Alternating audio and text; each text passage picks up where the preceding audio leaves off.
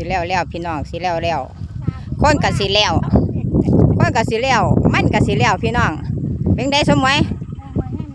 มือแห้งไปอาลาดพี่น้องไปอาลาดบางกองมันเล่าหลดไปแล้วพี่น้องไปแล้วไปทางใดบ่มานี่มันแล้วคนกับสิแล้วย่างเวิ้มไปแล้วพี่น้อง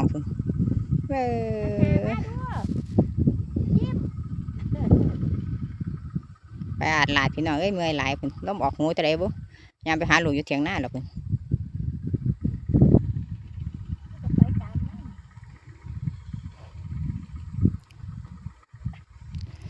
หัวมันกองทีพี่น้องมืออื่นสิเดมาฮ้อนวันเด่นนี่พุ่นน่ะ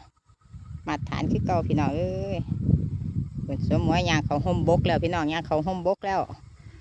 ไปหากินน้ำแล้วมานี่พุ่นน่ะไปอ่านหลานเลยพุ่นโต๊ะผัดบี